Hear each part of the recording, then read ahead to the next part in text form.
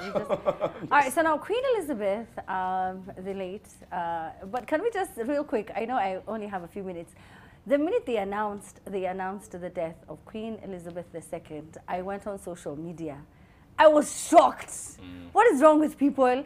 And then after that, I was like, oh yeah, I mean, I sort of like understand. Did you guys, did you react the same way?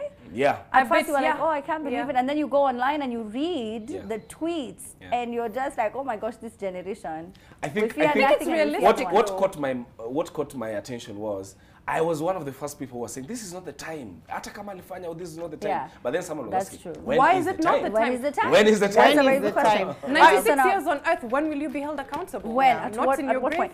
Now, Queen Elizabeth has left, has left behind a secret letter addressed to the Right and Honourable Lord Mayor of Sydney, Australia.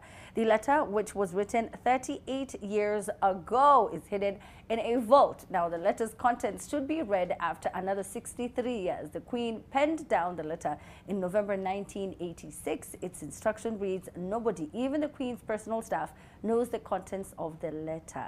So I'm thinking this is what, like 2095? This is 20 when? Yeah. It's a long time. Yeah, it's Plus just a long time 63 from years. now. Yeah. We have a long way to go.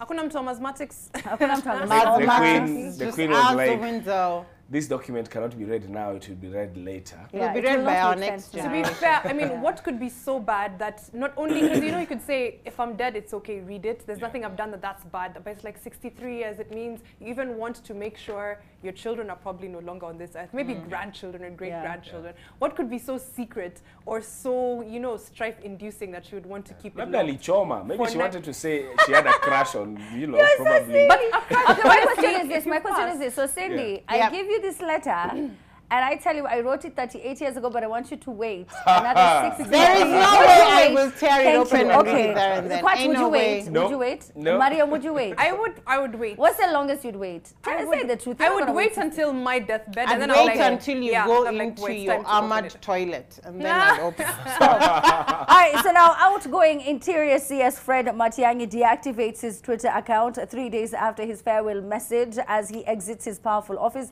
Do you think it was a wise move or nah? You know, there were a lot of things that he had said during the campaign period. I don't know if that had anything to do with it. But do you think it was the right move for him to deactivate his page? As a Twitterati KOT, I will tell you, if you don't have to spend 1 second longer on that app, my guy, leave. So I am 100% behind him. Because there's no joking. There's no fun niceties of Instagram and Facebook. Yeah. There's none of that. It's all Negative. almost And all hateful. negative, especially when you're in a position of his, and especially when you have been saying the things you're saying. So if you get the chance, absolutely exit. I saw some arguments talking about, you know, it's an official account. It was not an official account. It was his personal account. It was not the office for the cabinet secretary. It was Fred Matiang'i's account. If you don't have to spend 1 second longer on Twitter, leave. Me so because I occasionally make money It's there. true. Otherwise I would have left. On Twitter, Hurumani Estate, my friend. You just, I think it's out to the old, in with the new. What? So he didn't want evidence. The worst thing about it is people don't care about the truth there. They They don't care care. about mudslinging. They will pull you down. The Like, they funnier will- you are, the meaner you Yes. are.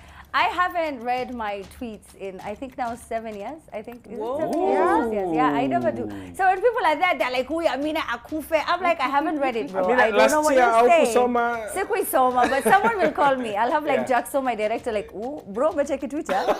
I'm like, what now have I done? But anyway, if it was not for KOT, a show like this would not exist, so I would not be paid money. So thank you for getting me paid as you insult me. I appreciate it. Catch you at 10 p.m. We're going to be talking to the person who came up with the Ricky G term and a host of other incredible comedians, entertainers, right here on NTV. Time now for the news. Have yourself a good evening. Thank you so much to my panelists. My name is Amina Abdi Rabah. Good evening.